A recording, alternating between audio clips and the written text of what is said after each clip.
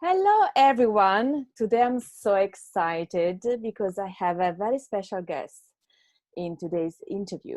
But first, let me tell you something. If you are a procrastinator, like a good one, like me, or if you tried all the to-do apps that are in the world and they're all good, but there is always something missing, then you must stick with today. Today, I'm interviewing the amazing Christina, who is the founder and creator of Amazing Marvin. If you have never heard about Amazing Marvin, then stick with it. It's the best to-do app that exists in the world. I've started to use it and I'm already more productive.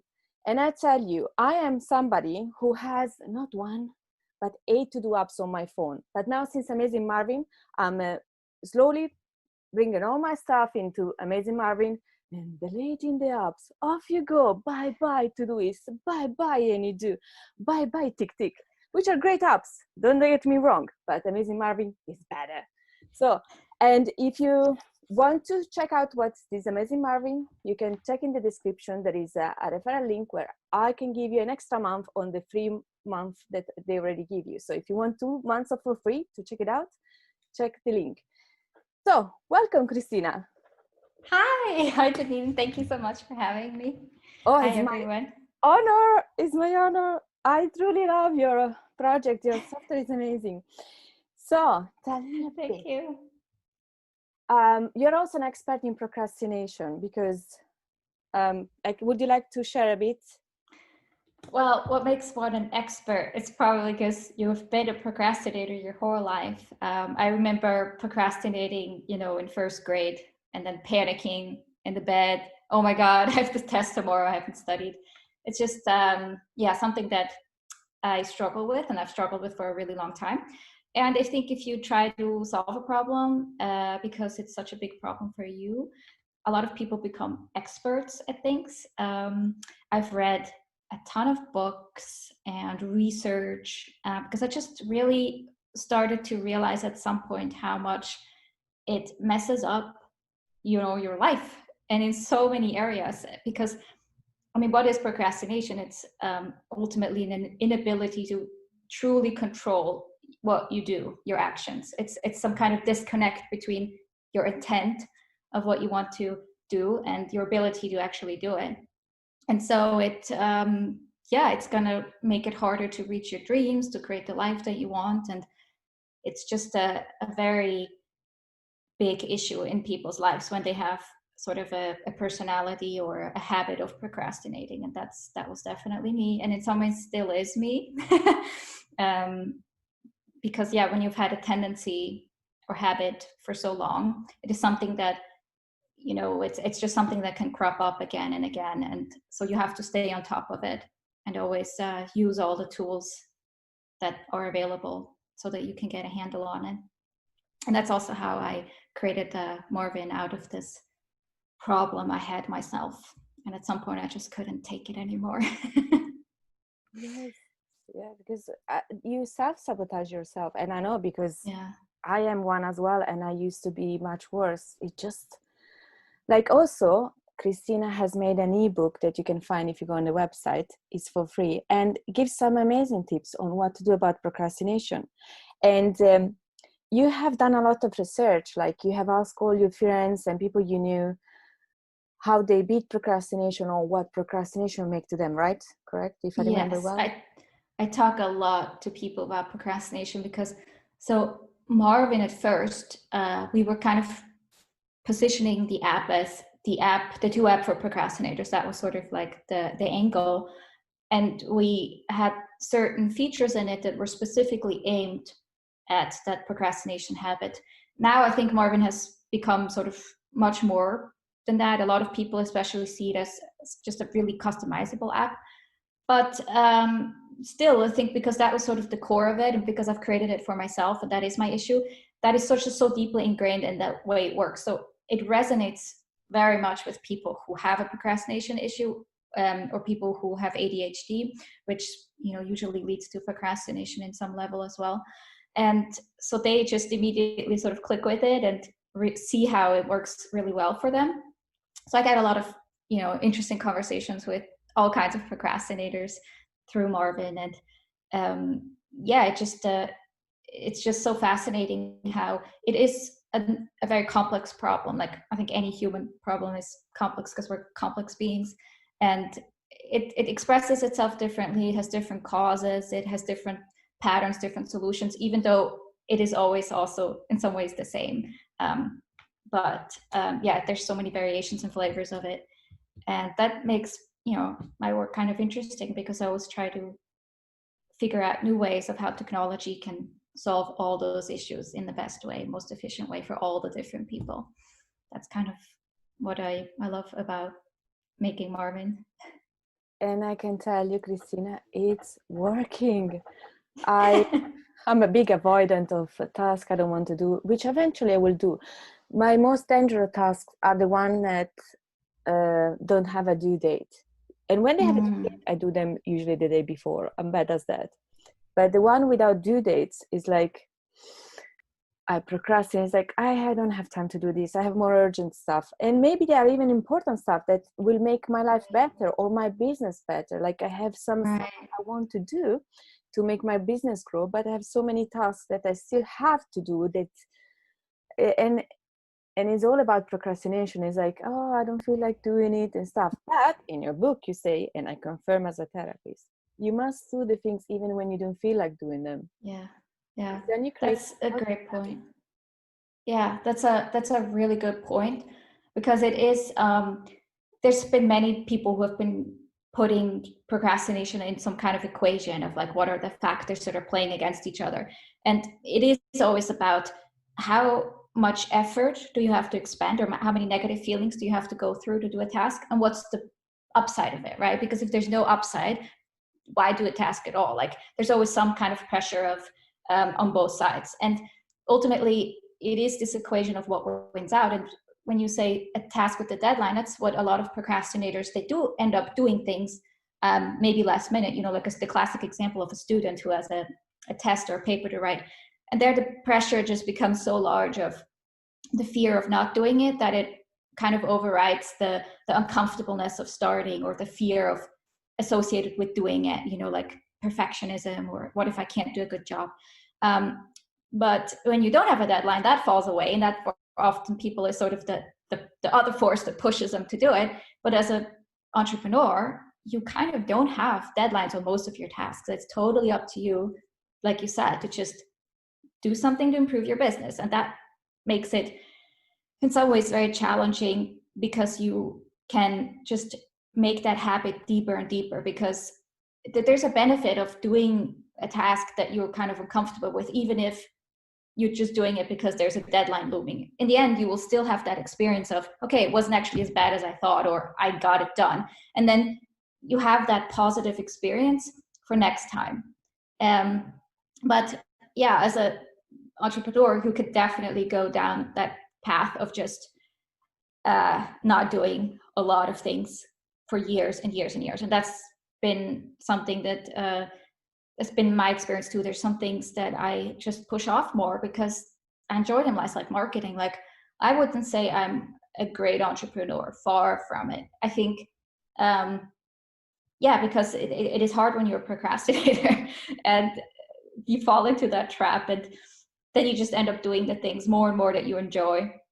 And you know, there's an upside. Like I think Marvin is in some ways good because I have that tendency, because I spend so much time on the product, not on the marketing. But yeah, for the business, it's not great to neglect marketing, for example. So that's that, yeah, that issue when you don't have deadlines that many entrepreneurs will really familiar with. But the same with, you know, other things. Like sometimes we just focus on procrastination in terms of our work, but what about taking care of our health, or doing something really fun for ourselves, or connecting with people, or just a hobby, or getting to know new people? Like there's so many things that we push off in our life that maybe some people aren't even thinking of as to-dos or procrastination, but it's the same mechanism there. It's sometimes we just delay our dreams and our lives because we have the same issues of, well, it's new, it takes a lot more energy, we have to do something different, and it's just too much of a hurdle, so we never do it. And that I think is also a very scary type of procrastination, when you just delay your dreams and fun things in life. Yes, yes, and there's something I feel a lot with. That's why I have to 8 to-do apps on my phone, because I will start with the enthusiasm, but then the list gets longer and longer, and Yeah. it's overwhelming. And so I'm like, let's start afresh, and then I will keep going once a week to the old app to see if anything is urgent to do, but it's always overwhelming. Instead, with Amazing Marvin, it's easy to move stuff around, and you have one tool that I love. Well, actually, I have many tools which we can talk about later. But the back burner, and it's so cute. You can put all the things that are not urgent. Yeah. You just put them there, so they're not in your inbox. They're not in your to-do in your day page. And also, I love the jar. Basically, explain what the jar is.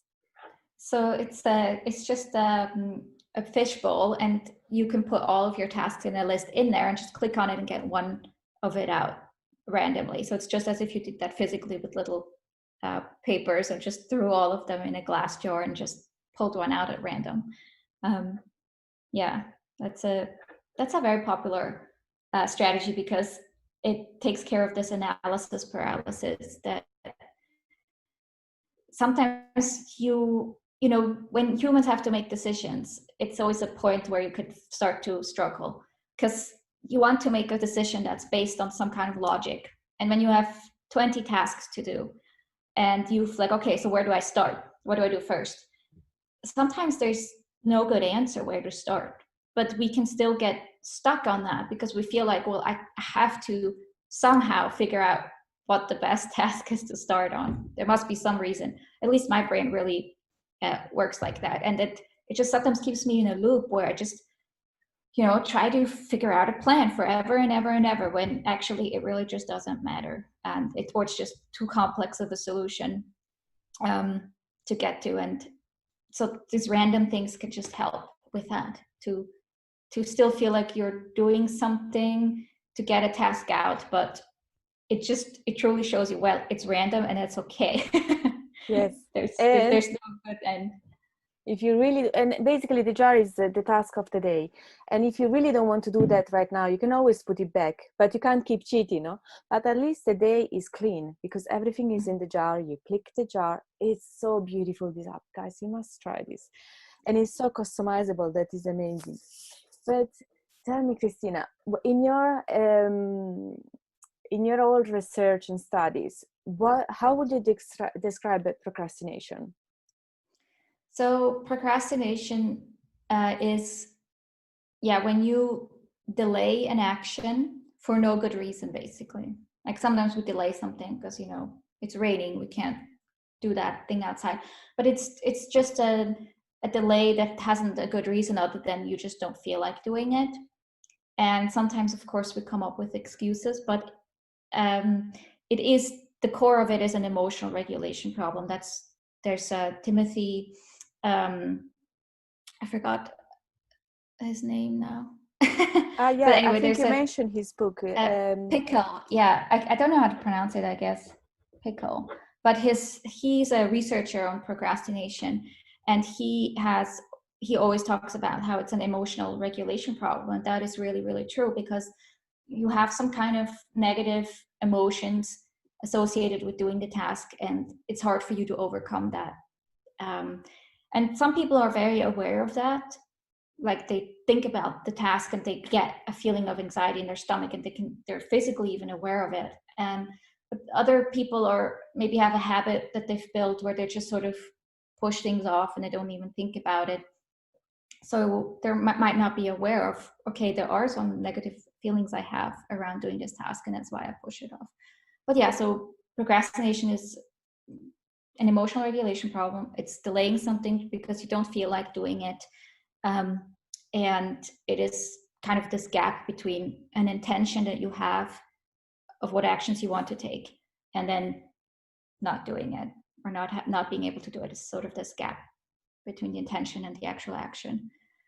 Yeah, and it's I would also describe it as mostly a habit, because some people ask me, well, are there some people that are just born procrastinators. Is it, what is it? And it is a habit. It's almost a very natural thing for humans to occur, because it is just a result of our biology of we always trying to optimize for survival.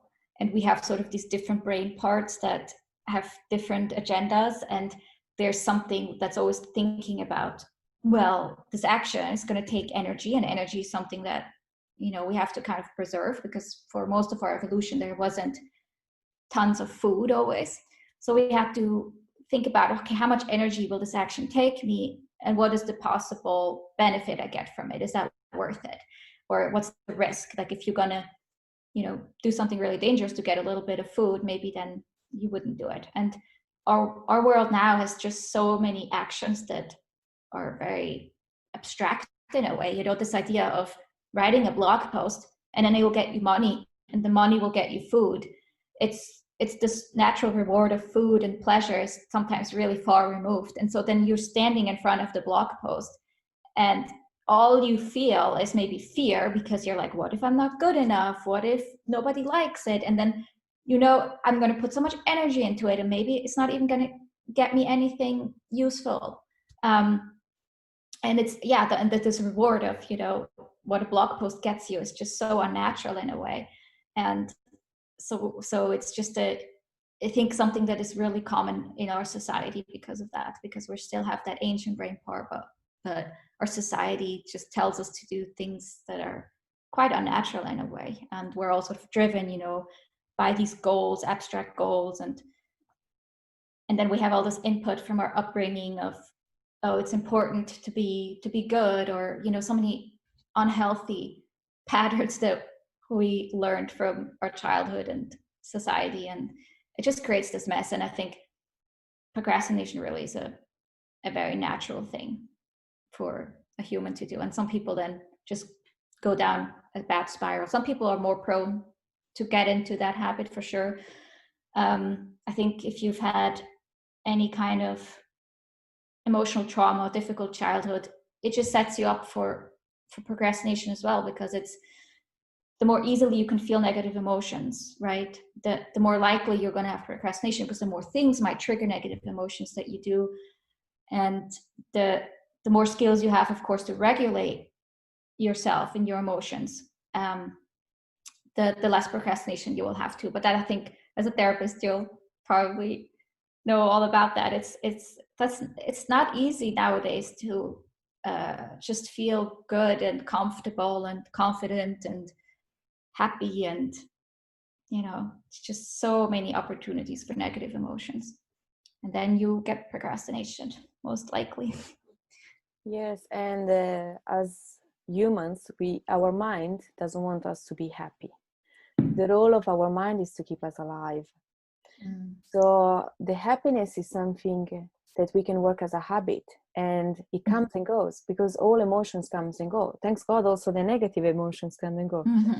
But as you said, it's we are wired to stay in what's familiar. So doing the task that make us feel inadequate or might trigger our insecurity, like you said, blog posts, which is very interesting. I never saw it like that. Like blog posts will bring money, so brings food, and it's scary because it's like, I never thought about that. But yeah, because it's everything that is unfamiliar, or simply because maybe it's boring, right? Might trigger things that, oh, I really don't want to do this. I will, or the biggest lie ever, I tell myself 2 lies often. I will remember, no problem. I don't need to write it down. I'll remember.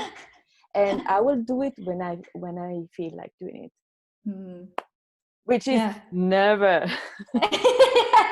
Yeah, and especially if you have tried to do it and then you're like, well, I don't feel like it now. And then you push it off, you reward that behavior. So it's like your brain, your ancient brain just thought, oh, this is a bad task, I don't want to do it. And then you're like, yes, we're not going to do it. So we're going to do something that makes us feel better than that. And then you kind of rewarded that avoidance behavior. So the next time it's just going to be even harder, because your brain's like, wait a minute, last time we avoided this task and it was better when we avoided it because then we did something fun. So I'm going to do the same thing this time too. So yeah, it's just good. And I think many people know this too, that there's sometimes tasks that are just so bad because you've pushed them off for so long. And then you think about it like, wait a minute, why am I literally scared to death about this task when it's actually nothing? And it's like, oh, because I've just somehow pushed it off. And then every time it got worse and worse and worse and worse and worse. So this is something that I'm working on right now, a new feature for Marvin that I'm pretty excited about. But it's actually a really hard feature for me to make because of my own procrastination.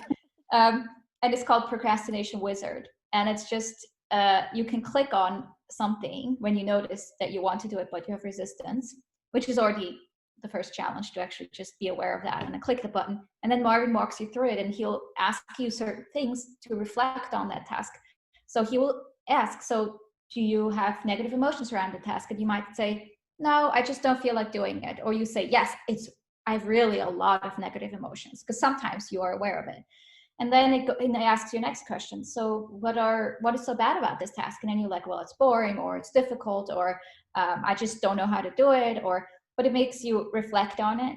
And that's already really important. But then there will also, at some point, Marvin will come in with some solutions like, well, why don't you try this? Or how about this? Or think about this. And so it's obviously really difficult to make this, because I'm always like trying to think about everything, which is not really possible. And I'm always like thinking, well, what's the right order? Which question should come first? And what if they have something that I don't have? And it's like, it's really hard for me to make it, but I know that this will be helpful. And I think, yeah, it's just a cool feature that I really want to get in, Marvin. But yeah, and as you said, done is better than perfectly thought. Well, something like this. It was in those lines. That should be my main mantra, and it's just so hard. Talking about mantras, I love that your app, you can put mantras and you can type your own ones. And actually, I'm going to write this one about done is better than perfectly thought. And that should be the only one I have, just that every day. Yeah, but as I said, we are humans, and sometimes the tasks are daunting because they are so big. But in your ebook, you suggest to chunk tasks that are not longer than 1 hour. If something is longer than 1 hour, you should do more tasks and then put them in a project. And that's much lighter to think about. Oh, this task is going to take me 5-10 minutes. And honestly, as I agree with you totally, it's like sometimes the task is so daunting. And in your app, there is a Pomodoro timer. And what's it called in English? The one that you turn. The sand clock timer. The sand clock. You can pick which one you want. And so I'm like, now I'm going to do 25 minutes and I will stop at the 25 minutes, but at least I will start this task. Yeah. And then usually two things happen. Very interesting. I either ignore the 25 minutes and I keep going, I'm in a roll, or it takes 10 minutes to do it. It's like, why? It's like, what did I do? Why did I procrastinate it so long? That's really funny. That's one of the best, I think, strategies. So that's also the one I think Marvin suggests first, is you have to first make sure that it's actually an action and not just a project. That's why Marvin has very clear distinction between actions, and they have a checkbox because it's something that you can sit down on and then do and then check it off, or projects, which is anything that's sort of multiple steps. And some people feel like, we get a lot of feedback sometimes from people, well, why didn't you just make it so that it's just a task and you can break it down and you can break it down more and break it down more? Why is there this project and this task? But it is psychologically so that you become aware. There's a difference. There are certain things that are action steps, like you can sit down and do it at once, and some things that are just collections of steps, and they should not have a checkbox, because it's not something that, because when you have that checkbox, it should be something that you can get to pretty quickly. You know what I mean? Because that's like the favorite part of everybody, just actually doing the check off. Yes. And so the project shouldn't even tempt you with that, because that's not the goal there. There's just going to take some time, and you can get tasks inside of it. So that's kind of like why we have that distinction there. And yeah, so often we just don't even have a good task in front of us. It's just a mountain of tasks, and then of course nobody wants to go do it. And that's the first step. Yeah, just make sure it's clear, it's actionable, it's pretty short. 30 minutes is a really good task length. And then see if you still struggle with it. And then you can get into the emotions. But sometimes, often, that's already resolving the hurdle for many people when they start breaking it down. And then when you try to break it down, you sometimes also realize why you're procrastinating it. Because maybe you don't even know what the first step is, you just don't know yet actually what to do. But that is already engaging with the task. If you think about it, like if you have a task or a project called, make that ebook, and then, what is the first step? And if I can't even think of that, then I have to think of it. And then technically I'm already doing the task, right? Because that's part of doing the project. So it's a bit, I guess a sneaky way of getting you to get started on a project by just defining the first step. And then it just goes from there. Yes, and it's been scientifically proven that ticking off things, either with the pen, striking them off, or on the app. I love it. Sometimes I just swipe the things from the app instead of from the computer, so I can get it. So that funny. Releases dopamine. So I love to be addicted to that kind of dopamine instead of checking Twitter, that sometimes gets overwhelming, or rabbit hole. Yeah. Like, I will just check Twitter for 5 minutes. 3 hours later, it's like, what time is it? I'm hungry. So Yes. instead, that's a positive dopamine. It's like, I've done something. We do try to make it have more dopamine. So it's like using stuff from games, like a sound, or we're going to add some visual effects. The projects have a visual effect, like this confetti that explodes. But I love that. We could also add that for tasks. Why not?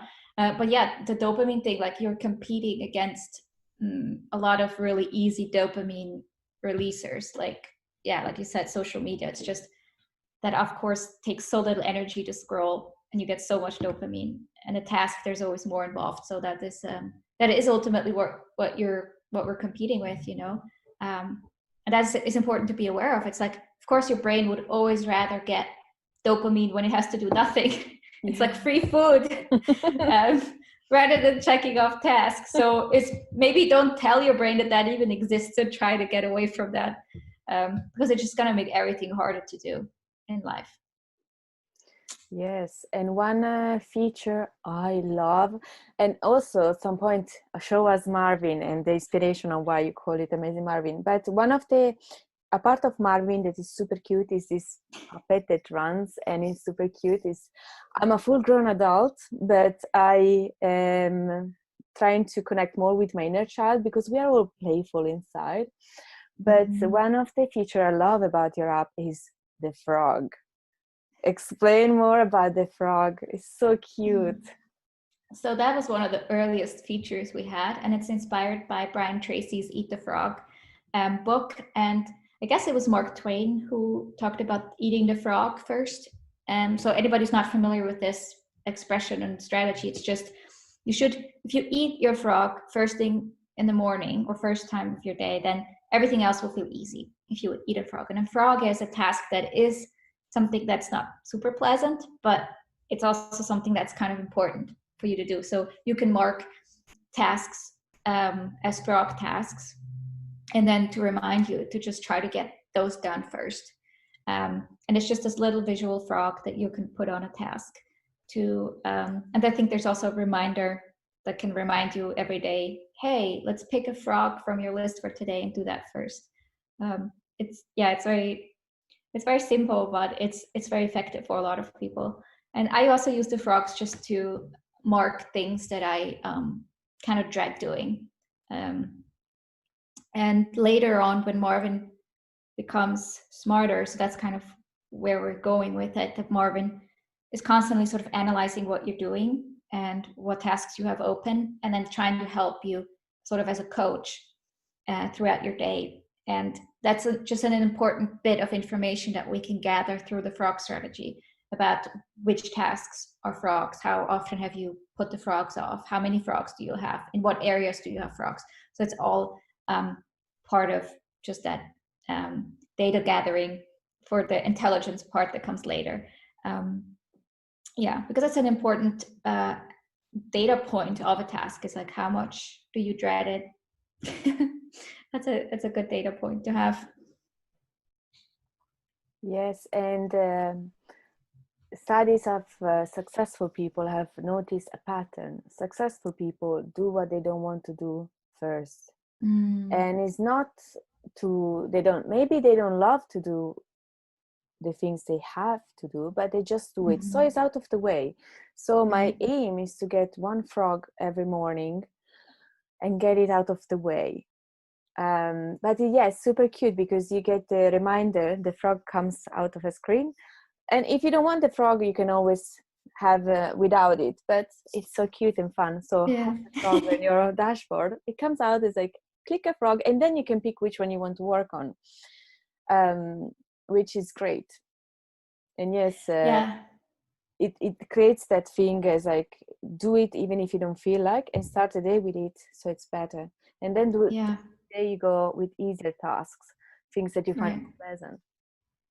It is very effective for so many reasons, because I think when you have that frog open, it's just constantly thinking about it, and it's just lowering your emotions. You're just always dreading it, and it gives, on the upside, when you do it, it just, everything feels easier afterwards, because the hard part is already done. You feel accomplished. It just sort of gives you positive emotions, and that's something that we neglect. When you have positive emotions, you are going to be more productive, and with negative emotions, it is really hard to be productive. And it can, so in some ways, like, you know, people, they always try to figure out ways of how to measure productivity and make it have these tips and tricks. But I think using your emotions just as a guide of how you're doing is how I would suggest going about finding a good workflow, because anything that makes you feel good is going to make you more productive as well. It sort of goes hand in hand. And I think in some ways it's a more kind way to go about the problem, when you're always just trying to optimize for your own well-being. Because when you try to focus on just productivity as this hard metric, you can very easily start to do a lot of damage, where you become extremely hard on yourself, you become critical with yourself, you become unhappy, disappointed, and then you just make it worse. Then you just going to feel worse. Everything has more at stake now, because you're scared of yourself being mad at yourself, you know, subconsciously. And then it's going to be even harder to do anything. And so it's this negative feedback. And when you just try to focus on what feels good, you're naturally going to move into doing things, and especially doing the right things as well for you. Because sometimes when you try to focus on what feels good, you maybe also realizing, oh my God, I'm in the wrong job, or I'm doing this habit not for me, for someone else, and it doesn't even make me feel good. I don't even want to do this anymore. And so I think that's just just always use that as a guide of what makes you feel good. And it's gonna, it's simple, but it's gonna get you everything you want. Yes, because that's ultimately why we're doing things in the first place, right? Because we want to feel good, and we want to feel good in the future, and be able to have freedom, or be able to do things. And why not focus on it now? Because that's exactly what's going to get you there. So yeah, if you don't like a strategy because it stresses you out, or a workflow that stresses you out, then it's probably not right for you. And there's a whole course that I'm working on that just teaches you that process of how do you find a process of how to deal with your tasks that works for you, that makes you feel good. Because like you said, the day thing, having a daily list, that is the default in Marvin. That's like one of the workflows that we have checked on. And that one. But it doesn't work for everybody. Like some people, it makes them feel bad, to work like that. So you got to figure out what makes you feel good and what makes you feel motivated and happy. Yes, and something super amazing about the dashboard is, like with Amazing Marvin, you can, if you come from Todoist or ThinkStree or TickTick, there are few you can mimic. So if you come from one of these apps, maybe at the beginning you would like to have something that looks similar, and they're not affiliated in any way with this company. They just mimic the homepage, so you can look at something that's familiar, and then with time you change it. I always found Things3 was gorgeous, but they're not on Android, so I was a bit frustrated because I also have an Android as a phone and iPhone. So I was like, oh. And so I started with Things3 as a dashboard, as a mimic thingy, but then I went on Marvin, which is much more cuter. And I have the sun, and I can, when you click on the sun on the calendar, it says plan your day, and then you can just plan your day. It's super cute. But tell us, how did you come up with the name Marvin, and who or what was your inspiration? Yes. So we get a lot of slack for the name sometimes. Some people like, it has a really weird name, but it makes us stand out because it's definitely different. And the reason behind it is that the first vision I had is that you have a to-do app that has this built-in coach that talks to you.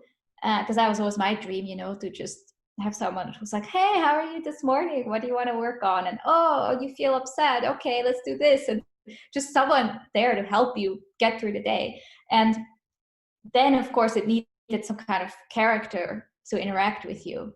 And I had to just come up with a character. So I just drew him, and I just looked at him and was like, oh, it's just like you would name a baby. And I was like, he's a Marvin. He's going to be Marvin. And then the app was called Amazing Marvin because Marvin, of course, Marvin.com, you can't get that name. So we just needed to use another word with it. And I think it just sounded a bit like a superhero, and it's just kind of funny. Like also calling yourself amazing, of course, is kind of yes. like we don't take it too seriously. No, I love it. In fact, I struggle to call it Marvin because I love Amazing Marvin. I love it so as Marvin. Yeah, we do call it just Marvin, but I think it just makes it seem like not just this software that's cold and just code, but it makes it seem like that there's some kind of heart behind it, like some kind of living thing. And that's ultimately the direction we're trying to go in, that it feels like that when you're using the app, that there's something that cares about you, that cares that you're doing your stuff for you, and that you can feel better and feel good about your life. And that's sort of it's just that is a personal warm thing. And with technology, that's what I find interesting about technology, is exploring that area of making it more human, because that's, I think, the heart of why we're not productive. We have to approach it from a human side, a human problem, not just we can just throw some bits at you and it's going to make you more productive. Like a lot of apps already do that. I mean, there's totally a great reason to use an app just as an external data storage, like an extension of your brain, a way to have a visual representation of things in your head so that you can move them around. And that's what so many apps do brilliantly, and that there's already so much value in that, no doubt. But I just try to take it one notch further for just people who also need some kind of human element of help with their emotions. Me. And that's why it has a name, and it's a living thing. So that's kind of, but Marvin doesn't yet do that. Not to give anybody the wrong impression, Marvin isn't super smart yet in that he interacts with you or he talks to you. I tried to do that first, and it was a never-ending story. I just went down a rabbit hole that was so deep, and my husband, was so frustrated. He's like, "We're never going to launch this. This is going to take you years. It's never going to come out. Let's just do something simple for us to get it out so we can get feedback." And I was like, no, it has to be perfect. But then we did it, and now I feel like I'm moving more in that direction again, of having Marvin talk to you and stuff. Finally, I feel like a lot of the basics are done. And so, so that's what so stay tuned. Maybe this year Marvin will talk to you. That's amazing. But till then, it's already amazing as it is. It's super cool. Do you have Marvin handy? Do you have it somewhere there with you that you can show us? Yay! It's so cute. Yeah, he's kind of like a pillow. We do get a lot of requests for Marvin plushies or figures, and maybe at some point we'll have a little store where you can have a little Marvin that reminds you. opens, I'm going to get him, and also reminders, because it's like it connects with our inner child, and we are all a bit children. Something very interesting you said before is it was about also in your ebook you mentioned the reward, and you have ways to put a task that is all colored around, so you know when you do the task you deserve a reward, and you should write down the reward or have something that once you do the task you deserve that reward. It can be even playing a video game or go on Instagram or doing something that is unproductive. And also I love the fact that I never thought about it, to plan your unproductive time. What's it called, the chapter, scheduling waste time? Yes, there's a good study around that. Yeah, that's a strategy that is not very well known, but I think they did a study with students and they had to schedule 2 hours of browsing the internet into their day, and that they had to stick to it.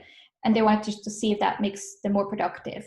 And it did. It made them a lot more productive. And I think it makes a lot of sense, because that's usually behavior that we do sort of in a guilty way, because we know we're supposed to do something else that's maybe more important, but then we do that.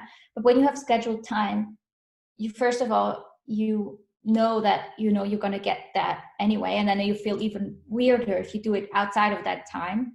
But it also makes you realize that now you have only a certain time available to actually get your work done, because it's already blocked out for the time wasting activity. And so sometimes that is also an important part of just, because when you procrastinating it, we can get into this feeling of, well, there's so much more time later in the day, there's so much more time tomorrow, next week. Like you just always feel like there's so much more time, so it doesn't really matter if you push it off.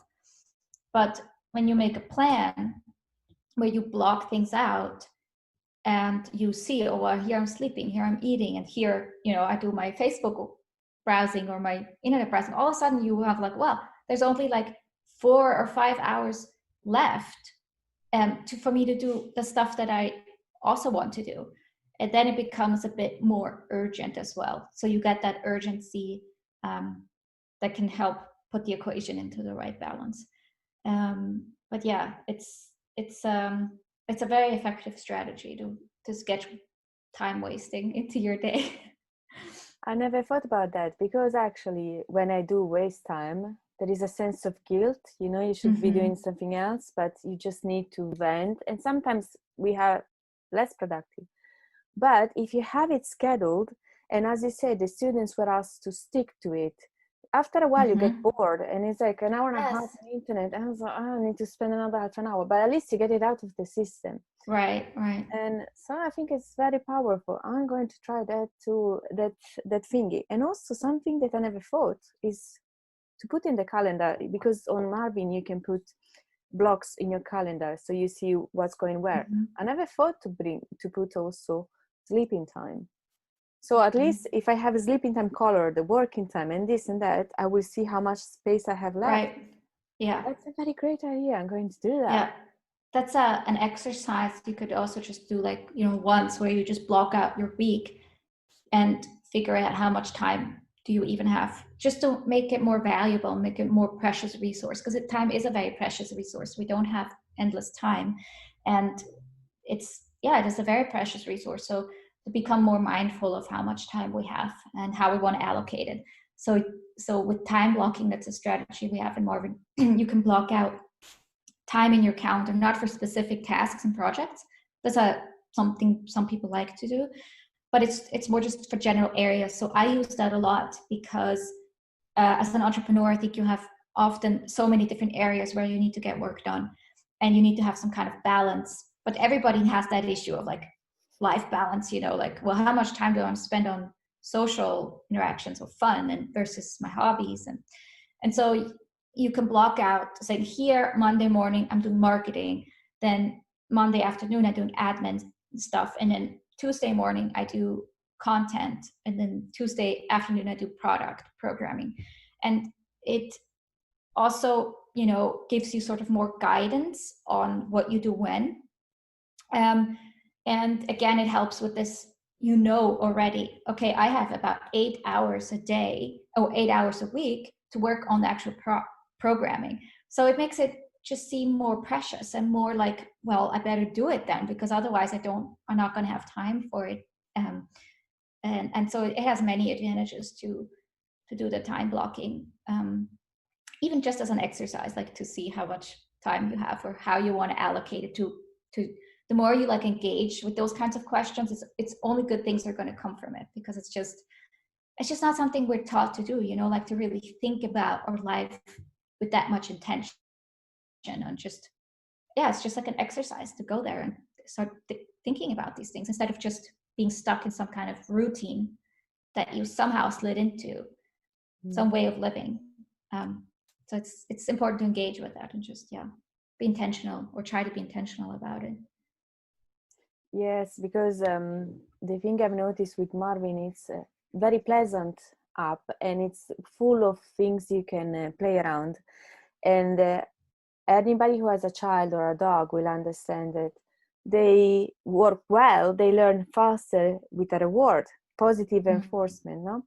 And we are not that far. Like, I work much better if I know I'm going to go and have a walk in the forest, rather than I need to do, I don't know, clean the bathroom at the end of my working day. I will feel more motivated rather than the other option. And in Marvin, you can play, like you can set an estimate time to do a task that you think is going to take, and then there is a very cool stuff that you can beat that timing that you set. So it's like, you can make it fun, and Marvin helps you to become more disciplined, but without feeling daunted, no?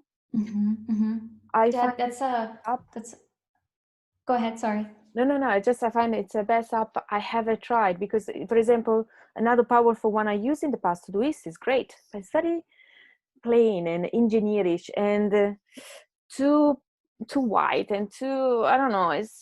Instead, Marvin is all colors. You can pick the labels. You can write the text in so many. It's super customizable, and so it makes everything more pleasant.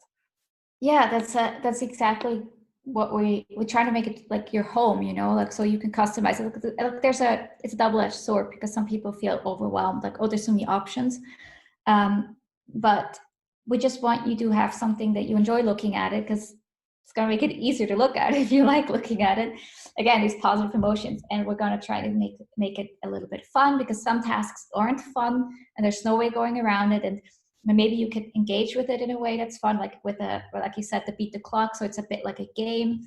Then it's just reminding you of all the tools you have available to make your life more interesting and more fun. And the reward thing, like, often we don't even think to reward ourselves for stuff anymore. We feel like that's, like you said, for dogs or for children, but we work the same way. And even we don't even give ourselves sometimes the mental reward of patting ourselves on the shoulder and saying, well done, you've just done a task. No, we do it and immediately think about the next thing we have to do.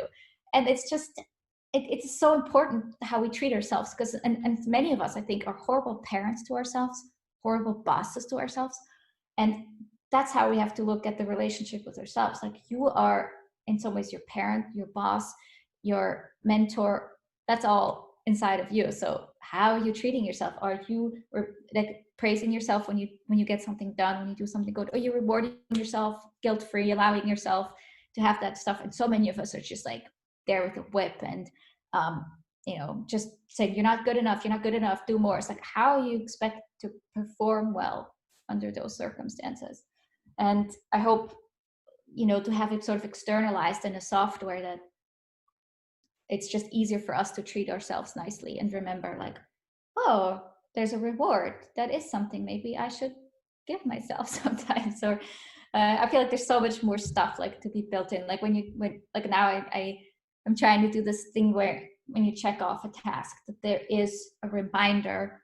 Like, Marvin will tell you what you should tell yourself. Like, great job. You just got one step ahead. You just did one thing. Like, it's just this little thing. But I think it's like, as a therapist, like, repetition is very important for the subconscious mind. And like the input you get, like, you have probably gotten a lot of junk input from your upbringing, from society, and we need something to counter that, like showing you how you can be nice to yourself and how you can give good input that brings you further ahead in life.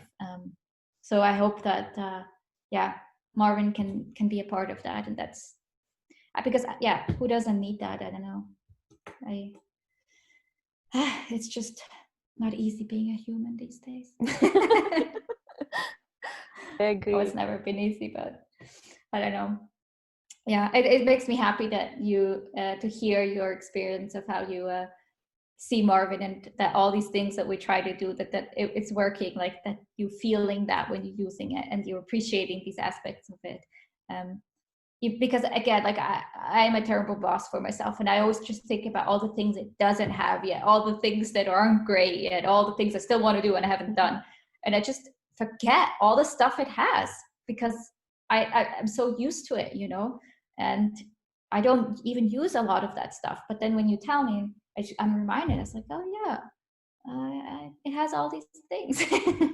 Yes, They are very nice. it's super customizable. I don't know how much time consuming must be to create all this stuff, but the results are stunning.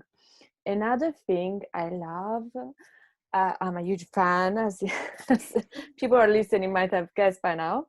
In fact, I'm so honored that you are here in this interview with me, because I'm so enthusiastic about this product and I want to shout it to the world. People, try it out. Maybe it's not for you, but I think it's for a lot of us. And one other thing I love is the matrix, because I have read a lot about how to be more productive, how to beat procrastination, and this matrix, I've seen it many times. And I tried to make it work for me many times. Urgent and important, urgent but not important, important but not urgent, delegate or cancel. And I was like, that makes sense. But for me, my to-do list, everything looks urgent, everything looks important, when it's not, because so many things have exclamation marks. Because another thing of Marvin, you can see for how long you have procrastinated. You can have exclamation marks if you want, and I have on some, I have like probably 20, and then I decided to put the number, so I have like 7 exclamation marks, and some I have 192 days exclamation mark. This is how, when was the first time I opened Amazing Marvin. So some tasks I'm still procrastinating. So they're not urgent. And that way never made sense to me. But you have an amazing option where you can put the few things you want to do today, the one that will be great if you do them today. I can't remember. Yeah. Option. And then like bonus tasks, and I changed bonus to frogs, so I can see. And frogs, you can put up to limit to 1. So I like to have one tasks. So I have 4 tasks that I have to do every day. Well, one will be great if you do it, but that makes much more sense to me. It's like, right. This I have to do it today because tomorrow I have that one. This, if I do it, thumbs up. So finally, a matrix that works for me, and you can personalize the colors. I put pink, light blue, orange, instead of red, blue, and so it's super cute. That is awesome. You should share how you're using your matrix in the community, because I think there's some people like you who go right into it and like try many different things and reflect. I think that might also be because you're a therapist, like you're reflecting, oh, this makes me feel good, this works for me, and you have like a lot of tools in your toolbox.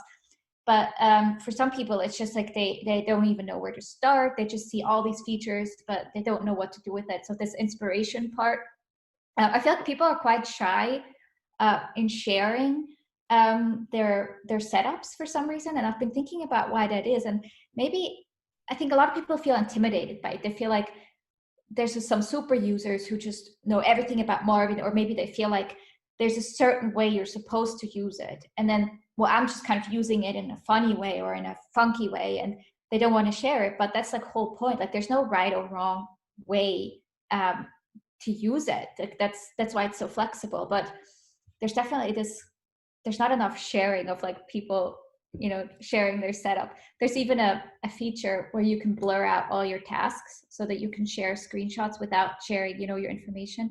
So we added that so that people could share. And send bug fixes and bug problems and stuff. But yeah, I don't know. We need the people to share more. So somebody needs to start, and then I will happy to do that. I'm so that would be great. I'm so enthusiastic about your product. I love it. My flatmate can't stand any more of me. Like, are you Marvin? I'm not in Twitter anymore. Are you Marvin? I'm like, yeah, amazing. I'm like, it's like, oh my gosh. And I also managed to make him download it, and nice. he's been around with it, but he hasn't fallen in love with it yet. So he's like, yeah, it looks beautiful and everything, but he's not very patient with the strategies and stuff to make it customizable. Right. Let me see. There was something I wanted to ask you.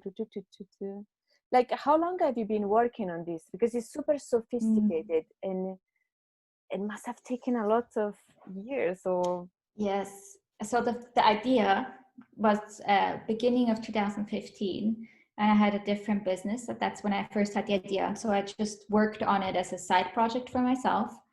But then in 2016, we decided to do this as a business, and then we rewrote the whole code. So there was like a whole other Marvin that had different features first.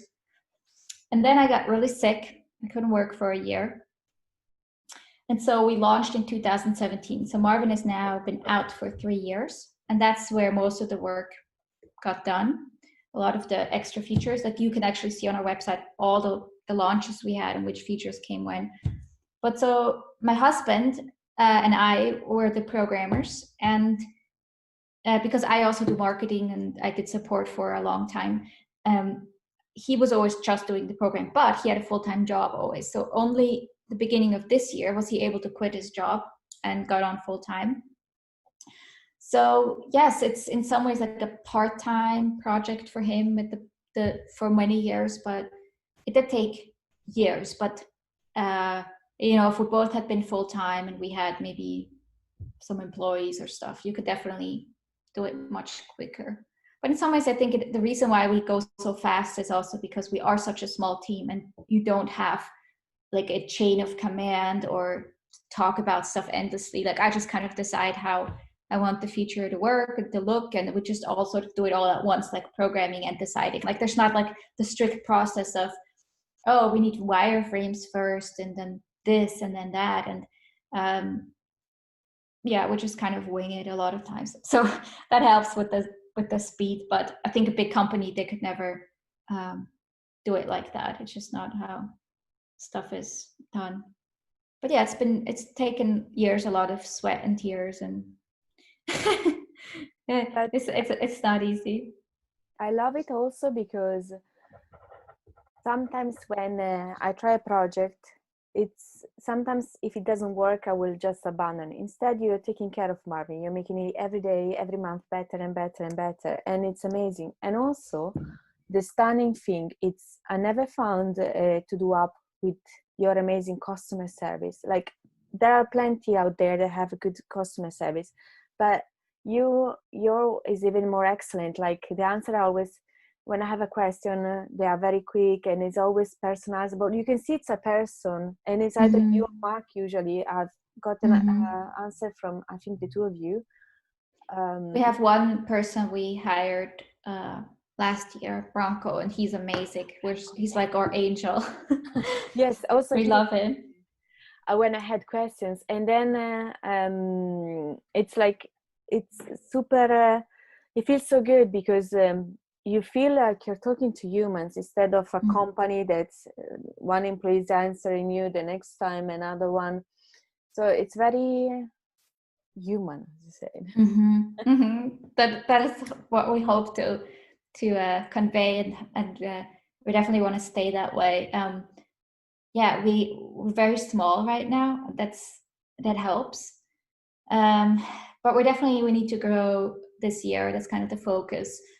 Like it's kind of my fault why we are so small still, because I just always feel like I can't market it yet as much as I want, because it's not great yet. It's missing all these things. No, it's already great. No, I disagree. I disagree. It's ready to be marketed. To the world. Okay. we're gonna start with some ads actually next week. So, and we did the AppSumo campaign, and that brought in a lot of new users. But yeah, marketing is kind of the weak point, because it's just, I don't know. I'm just not a natural marketer, but I have to, like, that's another